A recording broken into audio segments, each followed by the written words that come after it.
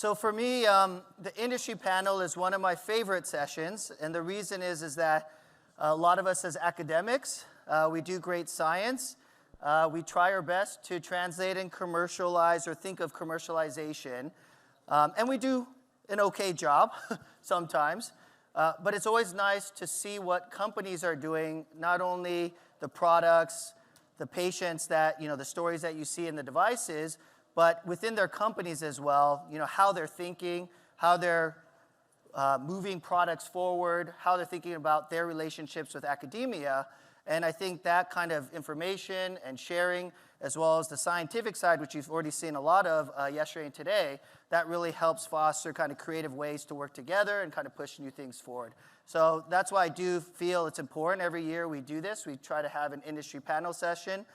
And same thing this year, we're also going to have one. And we've changed it up a little bit. In the past year, some of you know, we have done more of short talks and then panel discussions. The thing is that there's only so many panel questions and discussions you can have before you start discussing the same similar things each year. So we thought this year would do a little bit different to have longer talks from a few companies, and then they can present about their vision and their perspectives of taking ideas and products and new indications forward. And then fortunately this year, so we have 3 companies. We've got Abbott, Inspired Medical, and Medtronic. And then at the end, we're fortunate, Platt & Associates, so Jojo Platt, I gave her, Dr. Sangeeta, Shavin, I give the whole field of the immune and neuro axis. So the same thing with Jojo, just tell us everything tied all together, the future of neurotechnologies and neuromodulation. So that's, we'll see, no pressure, Jojo. So this is the session, and with that, I'm going to introduce the first speaker here. We have Dr. MingMing Zhang from Abbott.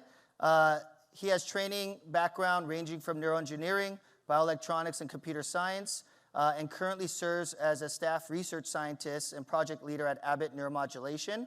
He received his undergraduate degree in biomedical engineering and medical electronics from Jiangxin University. Hopefully I said that correctly, in China. After that, he pursued his PhD in biomedical and neuroengineering at Case Western Reserve University. He is also pursuing his master training in computer science from Georgia Institute of Technology. He has a rich and diversified industry experiences. He's worked large contracting service organizations, startups, and then actually ended up in Abbott, so that's quite impressive pathway. Oh, I like this fun fact. Also served as a part-time NBA reporter for the Cleveland Cavaliers. Wow, for a Chinese news agency. So maybe he'll talk a little bit about that today as well and how that relates to neuromodulation. So his title is Academia Industry Partnerships to Serve Our Patient Population Sooner. So please, thank you very much.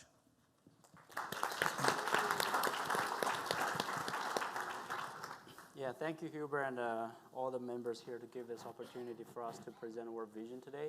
So, why academic industry partnership is important? Because I think we share the same vision, right? We want to deliver a product to the marketplace so that patient can have that access. We can do a very good research in the lab space, but if it never get translated, we're not serving the patients. So, so here I'm going to just talk about in general how the vision that we see translation happens and what's the pathway. So basically, we have a lot of great scientists working the benchtop, working the lab to discover new researches that might lead to the improvement of clinical practice, where maybe some discovery can lead to the new therapy. So when that happens, we need to think about how to productize that, right? So we have this idea, the process, how we can turn that into an actual product, and then we do the actual product development. Once that happens, right, we deliver the product to the industry. And if you think about this pathway, a lot of IDE devices are actually using industry delivered product, modify them, and further enable research. So basically, the product is not just a product, but also the more advanced tool to enable the clinical and fundamental research push to the next level.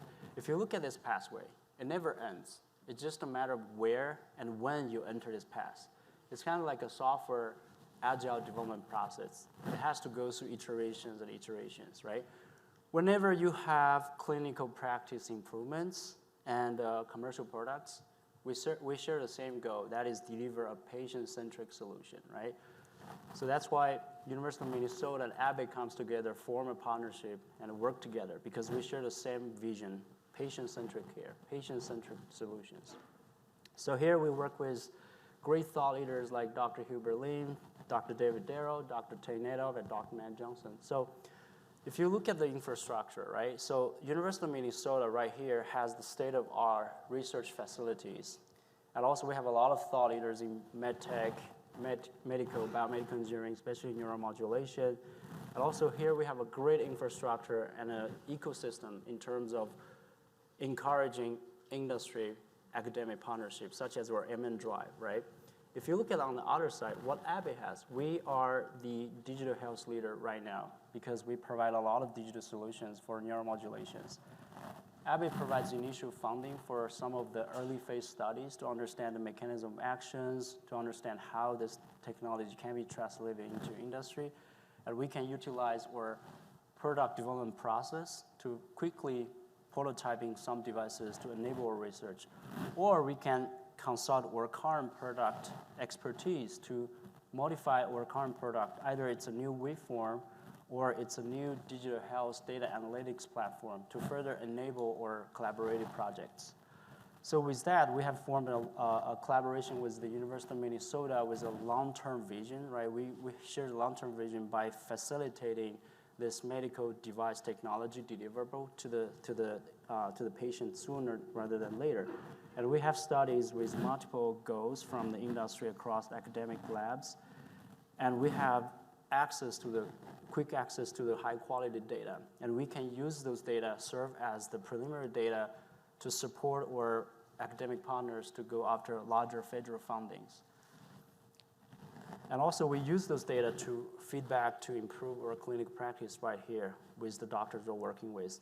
I think last but not the least, more importantly is, if you think about when we have an academic industry partnership, it's not just two organizations work together. Like when you work with Abbott, right, we deliver the digital health solutions for you to enable your research. You're working with all the big tech giants working with us in Silicon Valley, right? You have those resources where we have to. Vice versa, if we work with some projects, we have a bottleneck where we don't have a basic infrastructure from the industry perspective, but our University of Minnesota, with other partners they can utilize other resources to facilitate our projects. So if you think about it, it's really a network of resources, a hybrid environment, a hybrid person to push that innovation, because if you work alone versus if you work as a group, I think the latter will push the limit. The latter will deliver the innovation to the industry much faster than later. So I want to touch base a little bit the vision within Abbey, like how do we see innovation? What does that mean to neuromodulation? So I think you're all familiar with, like, when we talk about applied research, right? Within a neuromodulation company, we talk about, okay, new leads, smaller IPG, or new waveform, or maybe physiological data. So of course we're doing that. So we delivered the first version of digital health platform, virtual clinic, Neurosphere virtual clinic platform, which allow doctors to program patients remotely. So one of the great examples I want to share is we actually have a physician here in our early study program a patient in Australia. So those are the type of capability we delivered to the industry to serve patients better. We launched the novel stimulation waveform to allow multi-site pain management later last year. We delivered the smallest rechargeable implantable IPG in the world like 2 months ago. So right, those type of innovation typically you will see from a neuromodulation company, right? This is a further enable us to do more like physiological recordings. But it's more than that. The way that we think neuromodulation innovation has to keep evolving in order to make the platform technology adapt to our modern lifestyle. So what does that mean, right? All this neurophysiological data probably gonna impact us, how we behave, right? What does that mean for human behavior, right? We collect all this data to track our human behavior activity, to understand like what does that mean to us, to this therapy. And because you have collect so many data, we leverage the AI machine learning capability to mining the data to understand how we can better do predictive analytics, right? And you can see nowadays, I'm using my cell phone at home to control my front door, garage door, speakers, and other things, right? So it's happening for the neuromodulation industry as well. We have so many devices connected together, Internet of Things, ambient intelligence, right?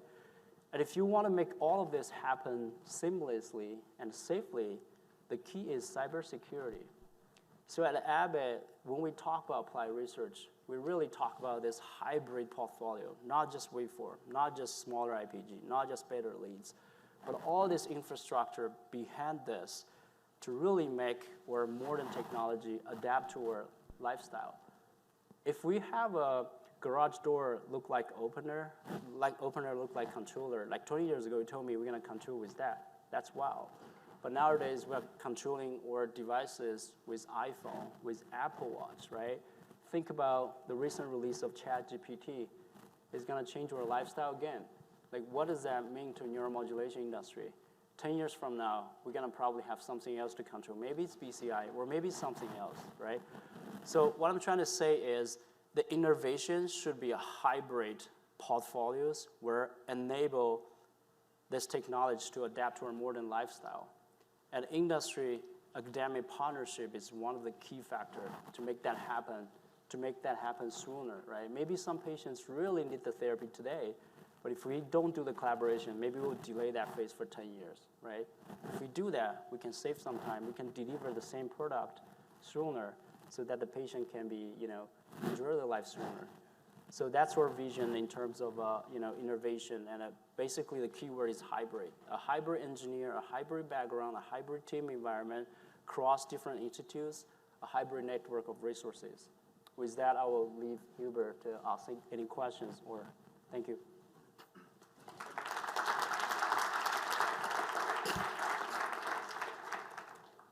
Time for questions. I appreciate to leave time for questions. And I will say that figure, I'm gonna have to steal it from you, the one with the collaboration, because I've been trying to create one and it just never worked. But that one, I'll put Sure, MingMing on the bottom of it.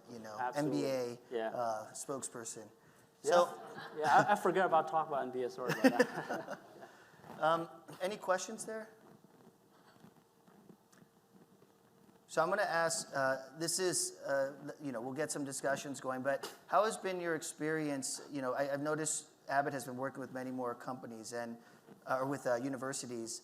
There's always, contracts, and then there's IP and those relationships. Maybe you could share a little bit how Abbott has approached this to kind of streamline that a little bit and then create it in a much more positive way, because that's always things that delay things from both sides, right? Yeah, of course, everybody cares about IP. I think where Abbott values the entire relationship and the infrastructure, because like I say, if you talk about academic institute versus industry, they have so different infrastructure capabilities, right? So when it comes to IP, I think it comes to like who actually contributes to that IP. We want to make sure the person or organization who contributes that get recognized. So if we have that paperwork and the process start earlier rather than later, I don't think that would significantly, slow down our collaboration.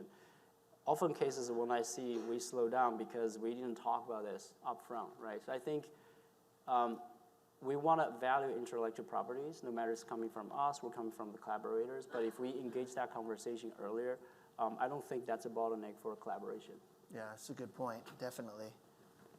So as to all the people in the audience, communication early, right? That's been a good lesson. Any other questions? Okay. Don't be shy. I'll start pointing at people. Jojo? So from your perspective, are there indications or opportunities that are going to move to the front of the line for you? So if you're working in a particular area, whether it's materials or a disease state, is there something that is really attractive to you? Yeah, I cannot speak specifically about that, but you can see the entire thing we are creating is a platform. So for example, where virtual clinic is being used across DBS or SCS. I would say the best way to approach us, if you think you have some basic research, which probably may be aligned to our business interest, reach out to us. We can have a conversation because we do provide early funding for those MOA studies if we have a line mission, just like what we do for the University of Minnesota relationship. So, all right, thank you so much. Okay, great. Well, thank you.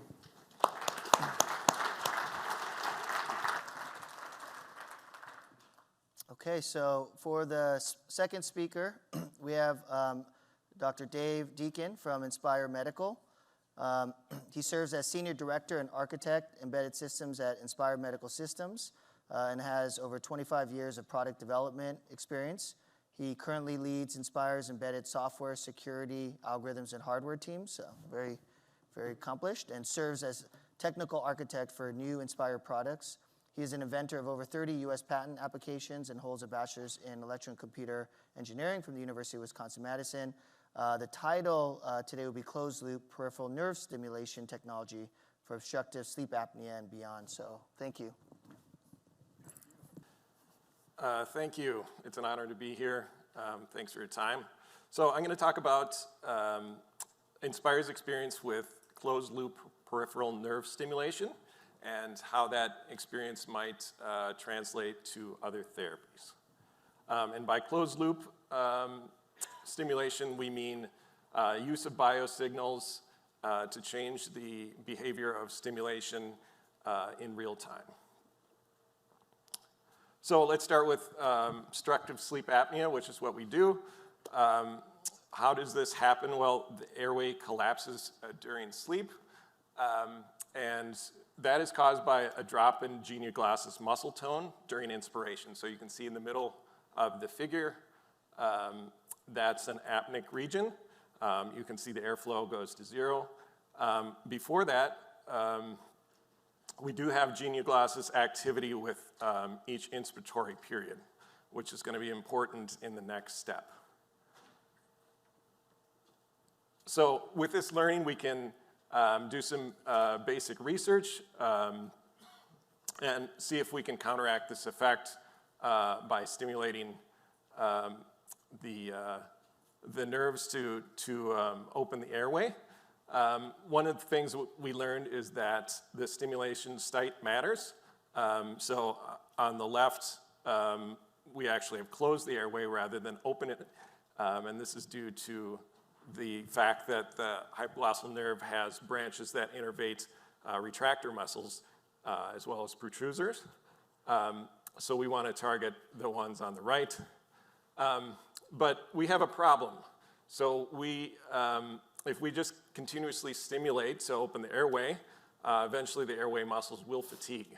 So what do we do about that problem? And the answer is from that, the previous slide, is that we can take a cue from what the body does, right?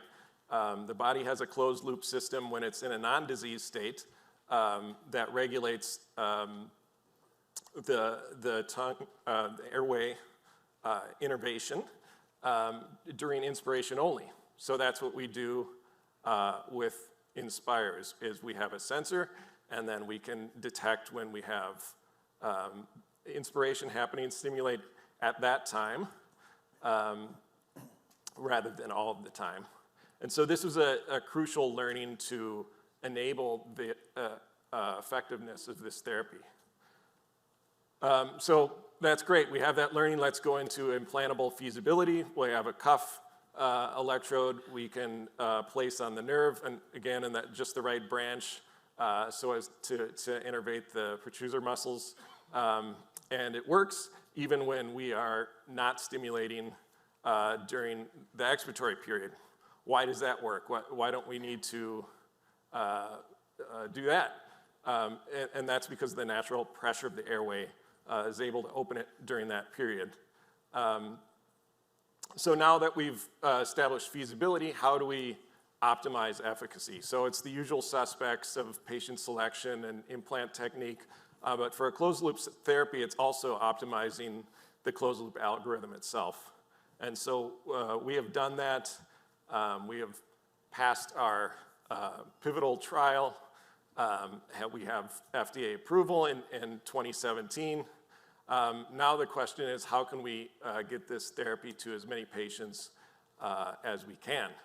And the key there is a focus on patient outcomes and optimizing those always, and then publishing data on that outcome. So around the time of that FDA approval, we had around, approaching 400 patients. Now we're approaching 40,000.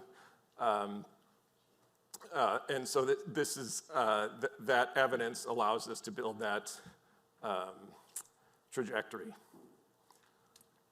Okay, so that's Inspire. Let's take a step back and think about other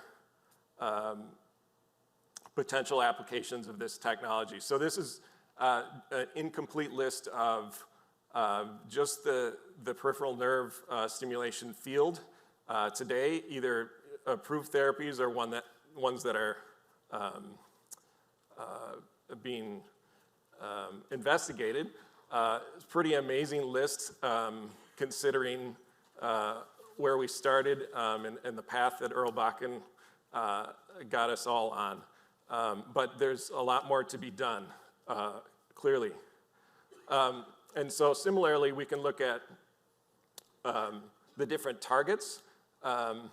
And sort of an interesting question here is how many of these targets have participated in a closed loop system in the body in a non-disease state that we can learn from and apply that to our stimulation, our closed loop stimulation therapy in the disease state. Of course, this idea is not new, but what is new is the technology to do this with challenging signals and to do this efficiently and get this into patient use as efficiently as we can. That's new. That's catching up with the desire to do this. So how do we do that? We have a closed loop IPG architecture. So for the implantable device, let's put on our systems hats and think of how this need to do a closed loop therapy might impact the various aspects of the device. And it turns out it affects every aspect. So just a couple of examples, the processing power to do a closed loop therapy might be pretty extreme considering some of these biosignals are quite messy, right? So having the ability to do thousands of floating point operations for every sample might allow us to do the feature extraction that we need to really close that loop in a way that's similar to the way that the body does. Similarly with software, we might have an event-driven architecture so that we can build in these new algorithms without causing a regression in the old ones and defects there. Also important is just accelerating the path from insights to data collection into an implementation, right? So we have ways of doing that that include simulation and test automation and things as, potentially pedestrian seeming as synchronization of these different data streams and aggregation of those. And then we have a system that we're working towards, which gives us the ability to efficiently download these new algorithms in the various devices, especially the IPG. And then we want to get this physiologic data and diagnostics out of the IPG in an efficient way. So we use opaque transfer through these intermediate devices to the cloud so that we can minimize the need to update these devices as we change algorithms and also to provide security of that data transfer. So that's the system we're working towards. We'd love to partner with you to understand the applicability to this and our learnings to new therapies. So please do reach out, and we look forward to talking with you.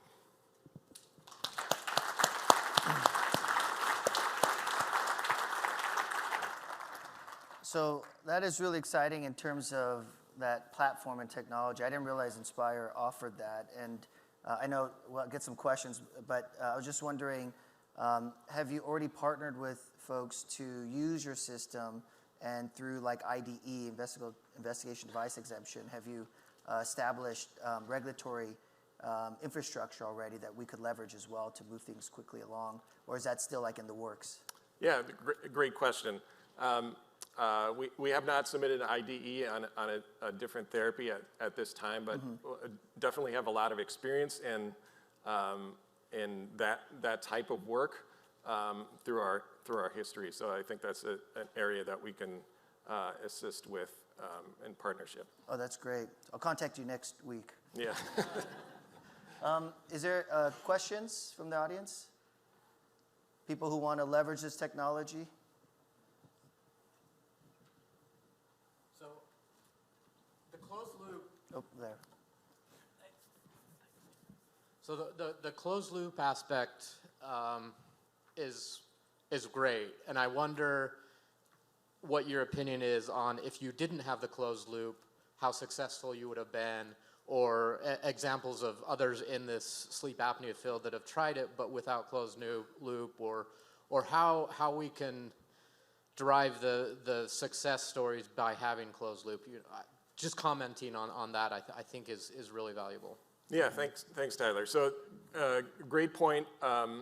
A lot of the neurostimulation therapies that are out there are not closed loop, and they are effective, right? But this is a way to improve the effectiveness. And so I guess our recommendation is collecting data early on how you might be able to close the loop, different sensing signals, and being able to integrate that in and judge the effectiveness of adding that closed loop to the therapy. So if we don't study it, we won't know whether it could be more effective with it, right? In the back there. It's Dave who will ask a question to Dave. So I have a question on your patient flow. So usually patient that have neurological disorders don't end up with neuromodulation until the very last step. For example, DBS and SES, they have to go through and fail a bunch of drugs. And so how do you manage with sleep apnea and potentially the expansion of your indications that you can kind of get the patients in earlier and have like different sources of patients, maybe not just from the neurologist, maybe from the dentist, for example? Yeah, great question, thank you. So CPAP is still the first-line therapy for obstructive sleep apnea. About half the patients fail that therapy after 6 months, and they're eligible for Inspire. So that's the current state of the art. Of course, we'd like to push that, and clinical evidence is the way to do that.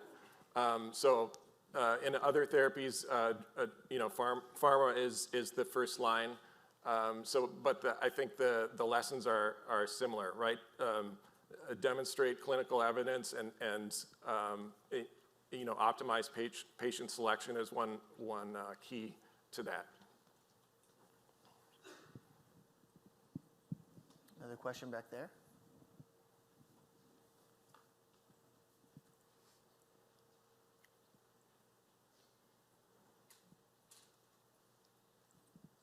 Thank you very much for your talk. My question with the closed loop, making sure that you choose the right information for feedback is important, I think. And sometimes you can check in the brain the electrical signal, but that's just one signal getting sent out. How about the mechanical movement of the tongue that's, what you're actually trying to achieve? Is that something that you're sensing as the feedback? Interesting question. So our sensor senses respiratory pressure. There's a sensing lead in the intercostal space. So that is, I guess, one way that you can sense intent to breathe or effort, but there may be others. Thank you. Okay. Well, if there's no other questions, thank you so much, Dave, for that presentation. Appreciate it. Thank you, Hubert. Yeah.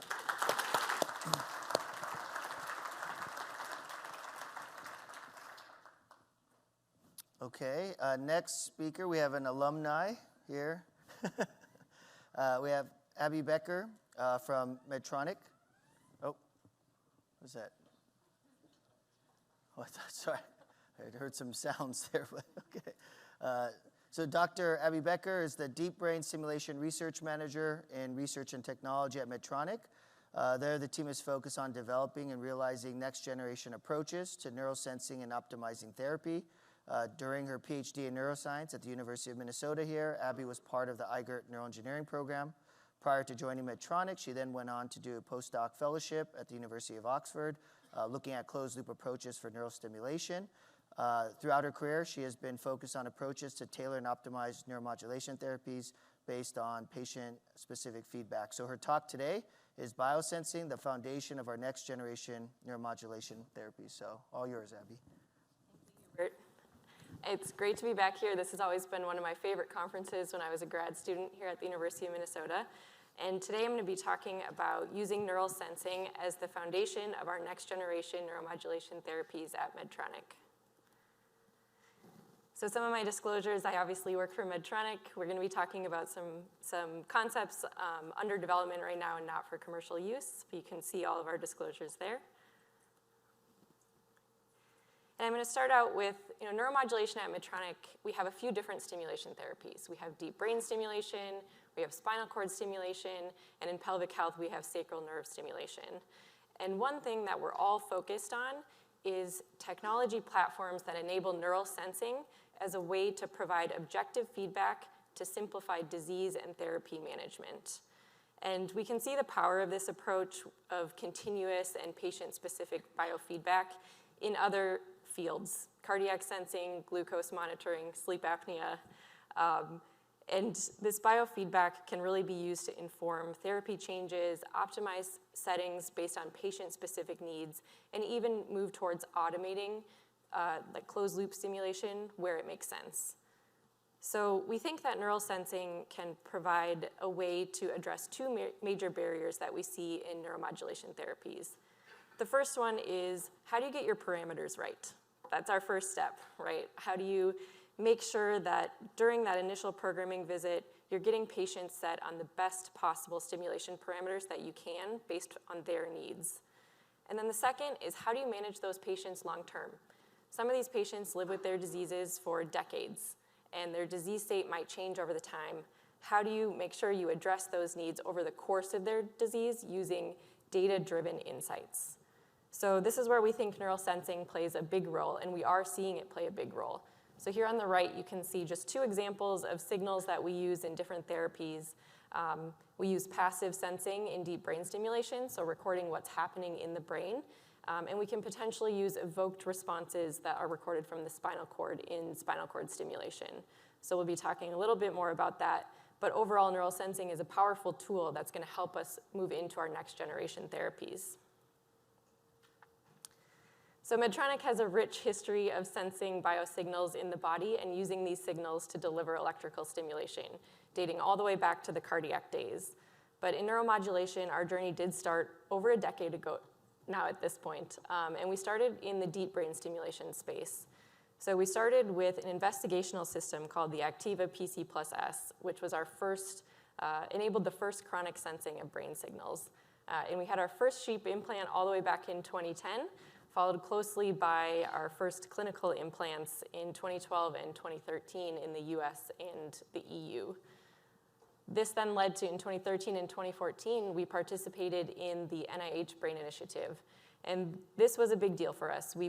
This allowed us to partner with over 20 different academic partners and clinic partners and the NIH and the FDA to advance sensing technology together. This also led to, in 2018, the development of our rechargeable investigational system, the Summit RC+S, which enabled chronic brain sensing with a rechargeable system, and again, allowed us to partner with a host of academic centers that we continue to work with to understand how we move forward neural sensing. And all of this took us up to actually seeing this realized in a commercial product. So in 2020, for DBS, we released Percept PC, which was our first commercial product where you actually were able to chronically sense signals coming from patients' brains. And this quickly expanded global access to invasive brain signals that are actually coming from every patient that gets implanted with a Medtronic system. And it's also an unlockable platform. So it allows us to keep innovating, keep generating, and updating it where it makes sense. And in the future, we'll move towards rechargeable platforms for our DBS devices, as well as closed loop systems, and moving into sensing for SCS, or spinal cord stimulation. But overall, this journey has resulted in about 350 research subjects that have been implanted with chronic sensing platforms, and dozens of peer-reviewed publications that have showed us sensing these neural signals is important. It's important in understanding how the disease works. It's important in optimizing the therapy management and getting to approaches that work for every single patient.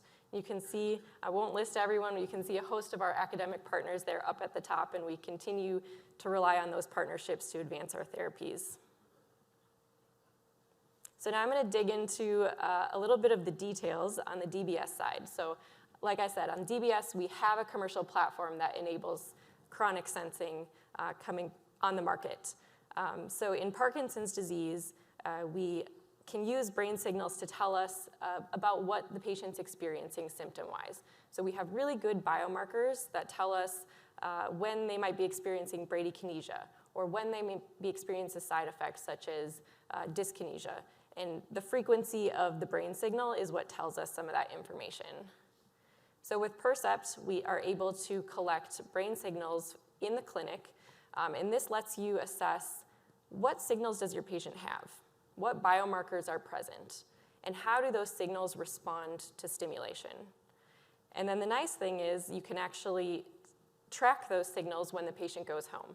Patient is spending most of their time out of the clinic, so we want to know what is that patient actually experiencing during the 90% of the 99% of the time they're at home.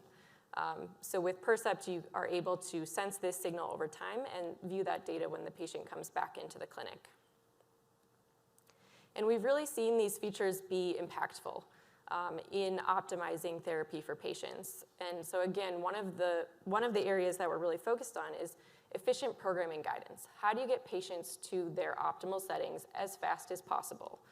And we've seen sites use this. We've partnered with sites on the in-clinic sensing capabilities, so looking at what signals patients have to optimize their settings.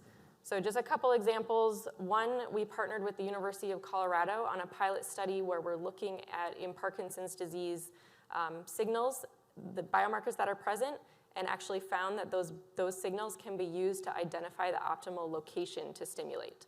So first question, which electrode do you want to stimulate? And with the development of directional leads, that has become more complicated. So how do we provide objective feedback that gets you quickly to that answer? And actually what we saw in this study was that all of the patients had a signal, and that signal correlated with the optimal stimulation location. And actually for the patients who came in who were already programmed, sensing could be used to refine their programming. So we were able to look at the imaging with our SureTune technology, which is up there, and you can see the volume of neural activation. In red was the entry program, and in blue was the program after using sensing. And so actually you saw the volume of neural activation compared to the target got much more efficient and where we would expect that stimulation to be delivered. Another parameter that we can look at is stimulation amplitude. So we can use our in-clinic sensing to look at what signals are present while clinicians are titrating up their stimulation amplitude to try to figure out what the best setting is.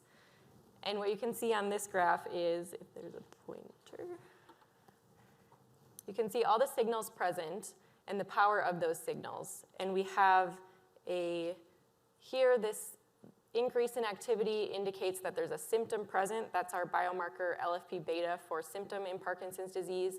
And when the stimulation amplitude at 0, we see that is very high. When the stimulation amplitude ramped up, we saw that activity decrease, indicating that the symptoms were reduced. But then as the clinician actually kept titrating up the stimulation amplitude, we saw the emergence of another signal in the gamma frequency range. And that's actually indicative of a side effect, or a stimulation-induced side effect. And in this example, the patient actually didn't experience the side effect clinically right away, but after they were left on that setting for a period of time, they did start to experience dyskinesias. And so it's really good, quick, objective feedback to tell us, okay, maybe you want to sit right here within these amplitudes while your symptom signal is being suppressed, but before you get your side effect signal.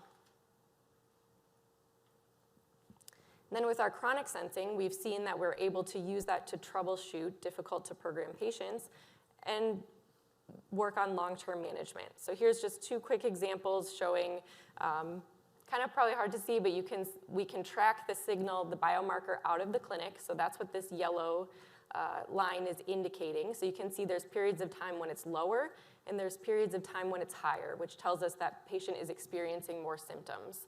And in this example, the clinician was able to use that sensing information to identify that the patient was actually being overstimulated and not receiving ideal therapeutic benefit, and they were able to adjust, and that patient went from being wheelchair-bound to ambulatory without any assistance based on the sensing information. And so the other example is just showing, again, we can use chronic sensing. This patient actually was able to manually adjust their stimulation amplitude at home. And so when they came back in the clinic, they were reporting that they weren't feeling the optimal therapeutic benefit, but they couldn't exactly explain why. But the clinician was able to look at the history of what was happening while the patient was at home, and they were watching that the patient was actually moving up their stimulation amplitude quite a bit, and that maybe at inappropriate times. And so they were able to talk through the patient, what they were seeing, how they should actually be adjusting their stimulation amplitude, and set up an individualized treatment plan for that subject to get them better optimized. And we're really at the beginning with this, right? 2020 is when we launched the commercial platform that enabled brain sensing. We're gonna learn a lot over the next few years, and we're continuing to learn a lot. There's a lot we can do with it now, but we've also partnered with Rune Labs as a way to accelerate our learning with data and move towards data at scale. So as we get more and more patients who have this chronic sensing, how can we take that and pull out patterns, and more importantly, simplify that and provide that as very simplified feedback for what the patient is experiencing and what that means for their therapy. And then we also are moving towards not just sensing passively, but also towards using sensing to adapt stimulation, so closed loop neuromodulation.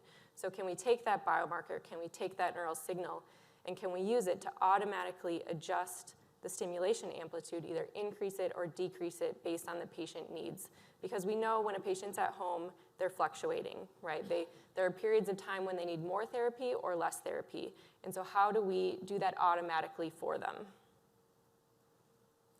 And here in DBS, we have the ADAPT PD trial, which is our closed loop therapy trial looking at automatic amplitude modulation. I can't go into a ton of details because the study is still ongoing, but you can see an example here. In yellow, this is the biomarker, and you can see thresholds, 2 thresholds, and when this biomarker goes above the threshold, that indicates that our patient is experiencing more symptoms, and you can see that the stimulation amplitude went up in response, so they're getting more therapy. However, when the biomarker goes below the threshold, that tells us maybe we don't need as much stimulation. So we can actually turn that stimulation amplitude down. And that's what we're seeing here. So in pink, you can see the stimulation amplitude, and in yellow, you can see the biomarker. And so the adaptive stimulation is working as we expect, where it's automatically adjusting based on whether that biomarker crosses a threshold or goes below the threshold. So we have 12 enrolling sites for the study that our clinical team is leading. The primary objective is to demonstrate that ADBS is safe and effective, and it's the first study to evaluate ADBS chronically in both of our targets for Parkinson's disease, STN, and the GPI, and to use directional stimulation. So again, we can't go into the details of all of the data, but the enrollment for the study is complete, and the patients are in long-term follow-up. So more to come, but we're really excited as this for our next generation of our devices. And we've spent a lot of time talking about DBS, but like I said at the beginning, we're thinking about sensing across our neuromodulation platforms. And so it's not just DBS, but also thinking about spinal cord stimulation and sacral nerve stimulation, where we have ongoing work and studies looking at how we can use signals either recorded from the spinal cord or the sacral nerve to do the same thing, close the loop on neural stimulation or provide feedback on how we optimize patients. So here you can see an example in the spinal cord of an evoked response, and this is called an evoked compound action potential, or an ECAP. And this can be sensed from the spinal cord and is a good indicator of when we should be delivering more or less therapy, and this is similar to what you saw with DBS. So ongoing investigations into using this signal for closed loop SCS, and in sacral nerve stimulation, looking in pelvic health at also evoked signals and how we can use those to tell us more about patient state and what that means for their therapy. So overall, we think neural sensing can provide consistent outcomes, durable therapy, and patient-specific options.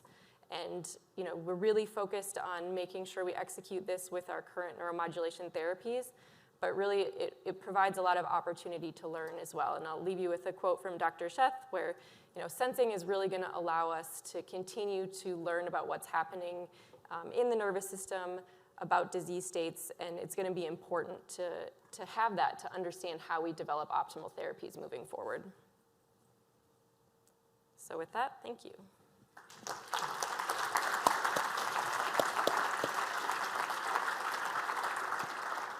So thank you, Abbey, for that wonderful talk. And I think just because of time, we're going to potentially move to the next speaker. But if you have any questions for Abbey, please find her after this session. I know we have some other talk sessions coming after too. So thank you so much for that, Abbey. So next speaker up is Jojo Platt, and from Platt and Associates. With over 15 years in the field of neurotechnology, Jojo has built a unique and powerful network within the neurotech community. Her role in the launch of the field of bioelectronic medicine, the peer-reviewed journal of the same, and the Feinstein Institute Center for Bioelectronic Medicine has afforded her the opportunity to create meaningful relationships with researchers and business leaders at all levels in the neuroscience, neurophysiology, molecular biology, engineering, data science, microfabrication, material science, signal processing, imaging, and more. But I think for that reason, she's going to be able to provide a wide, broad view on the ingredients for innovation. And you could take it away from here. Thank you. I actually thought I sent you like a 3-line I know, intro. it was really short, so then I wanted to give you credit, because then it wouldn't give you credit there. So take it away, Jojo. Thank you, and I love talking to each of you individually. This is a little bit daunting to be here talking to all of you collectively. So I have a new indication for you guys to target, which is going to be nervous flush in the face. So if you could do something about that, I'd really appreciate that. It also helps with my alcohol consumption. So thank you. And I want to thank the organizers for their misguided invitation. This has always been a really great conference until now, and we'll see what happens. Yesterday we heard one of our speakers talk about the field of bioelectronic medicine, which was really helmed quite a lot by the Feinstein Institute. And you also might have heard the word electroceuticals. I'm going to ask that maybe we deviate away from that unless you want to get your own cease and desist letter. There's a gentleman in the UK who prefers to have the trademark on that. I'm not sure if he's still enforcing that. But in the field of bioelectronic medicine, and this is not the general field of neuromodulation, this has a specific narrow focus. And we can arm wrestle about the definition later, but based on the Neurotech Reports market research that just came out earlier this month, this is looking like a $23.7 billion market by 2028.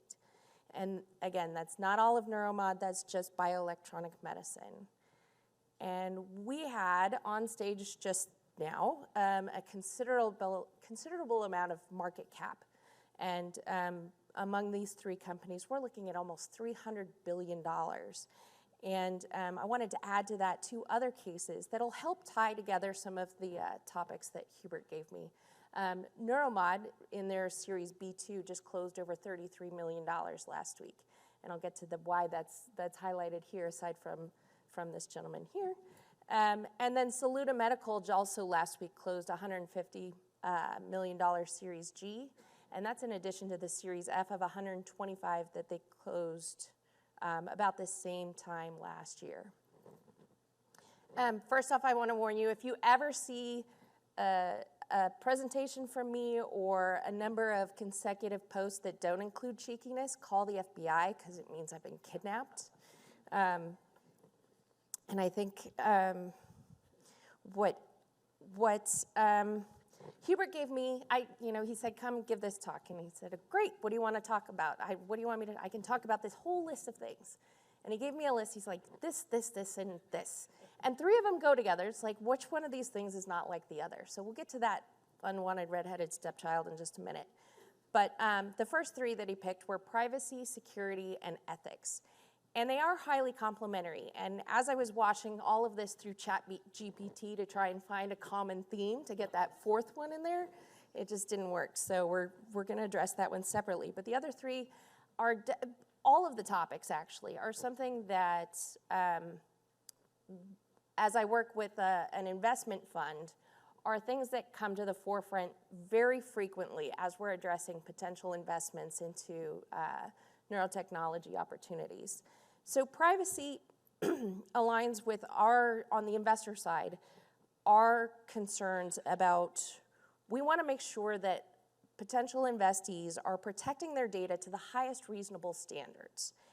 And we know that it's not just about keeping data safe, it's about keeping IP protected, it's about keeping the best possible standards. And so even in your IRBs, you have an obligation for mandated privacy policies. I think there's one thing to consider too, is the simplest privacy policy is often the best. So think about what you want your privacy policy to be before you get a lawyer involved. Then of course you get the lawyers involved, and then see if you can negotiate back down to something more reasonable and with words that everybody can pronounce. Along with privacy comes security, and security is not just about your hardware or your data, it includes your intellectual property too. And what I like to say about all 3 of these areas, privacy, security, and ethics, is that you should really start now. Make it a part of your culture. Have the discussions. These are considerations that aren't just for BCI. Even if you're working on a peripheral nerve target, privacy, security, and ethics matter still. We don't entirely understand what all of this data means yet, and so it's best to be good stewards from the very beginning instead of having to reach back and try and correct errors once we discover something nuanced and cool. Ask yourself the hard questions. Ask your team the hard questions. We all have blind spots, and the only way we're going to navigate around those is to have difficult discussions internally and externally. I do like the field of BCI because they're very collaborative at this point. They challenge each other. They make each other work harder and do better while competing in a healthy way. In terms of security, I have another friend who's very fond of saying, he's not the only one, he's very fond of saying security should be built in and not bolted on. That's true of all 3 areas. And if you've ever had a really good spaghetti sauce, like one that's been simmering all day long, and it's just, you can smell it all through the house, and then you're like, oh, crap, I forgot the garlic. And so you simmer up the garlic really quick, and you throw it in at the end, and guess what? When you sit down to dinner, you're gonna know that the garlic was thrown in at the last minute. And so when we're looking at portfolio companies and potential investments, and we start to ask about, okay, so what are your security parameters? What's your security policy? And you can say, well, we have one of those. And this person is texting under the table, can you please send me a security policy? We want to make sure that you're thinking about this all the way through from the very beginning.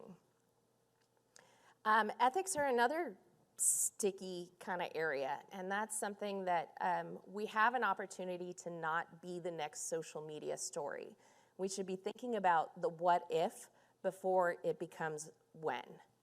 And so there are a lot of things that we can do, again, making ethics part of your culture. I've seen it was a BCI company, but there's no reason that peripheral nerve or end organ stim companies can't do the same thing, which is build an ethics advisory board and don't put all ethicists on it. The one that I built out for one company has one ethicist. We have a neurosurgeon, we have a military operator, and a security architect, and a patient, and an industry leader, so that we can convene every quarter. We get to poll the employees of the company, and they say, because they have their individual ethical considerations about technology that they're developing or processes in the company. And it's a great outlet for them to be able to know that the company is considering those things all along the way. And the great thing about privacy, security, and ethics is if you need help, I know a guy. This is the odd man out about what Hubert asked me to talk about. We're obviously in a very interesting economic situation. I lived through the dot-com bubble.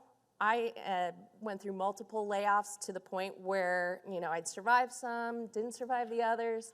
And then in my office, I always had a bottle of tequila and 2 shot glasses so that I could say, all right, I'm getting called into the office. You're going to do this properly. One for you, one for me before I leave. What I think is different about neurotech is that by our very nature, we have a long horizon built in. We're not looking at an idea to market of 18 months. We're looking at 10 plus years, typically. I mean, that lets us absorb some of the shocks along the way. So I think that we can take some solace in that. Of course, the outside economic impact is going to permeate our industry, but hopefully not too much. And I know there's new talent, newly available on the market, and I would say that that's a huge opportunity for the startups. If you've got talent that's available today and the next week, last week, let's keep them in the field, because that's institutional knowledge that we can't afford to lose, because we're just going to have to build it back up again as we ramp back up.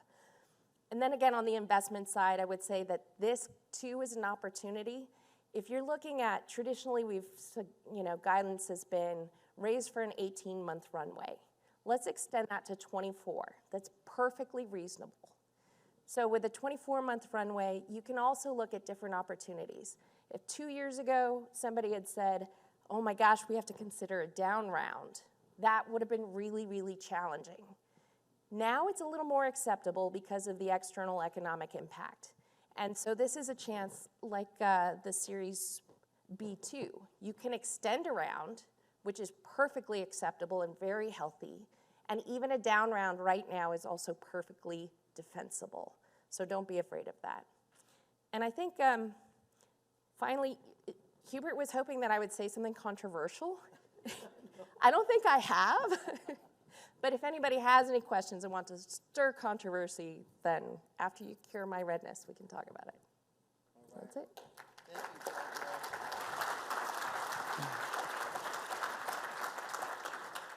So we do have time for 1 or 2 short questions, just to keep in time here. Any questions from the audience? Any controversial? Oh, there's a couple hands. I said controversial, and a couple hands went up. So maybe over here. Oh, 3 hands. Okay.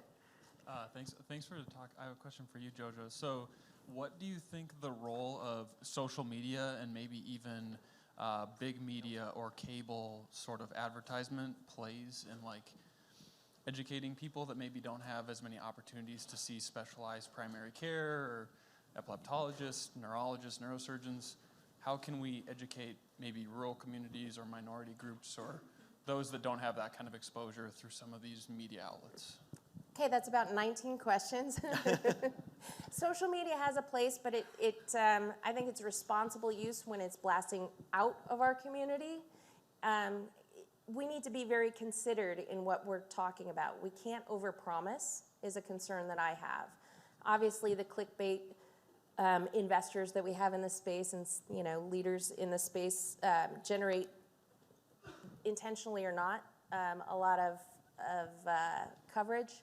But then we also have really positive things. Like just 3 weeks ago, I think Dustin Tyler and Human Fusion's lab and some of those folks were on 60 Minutes.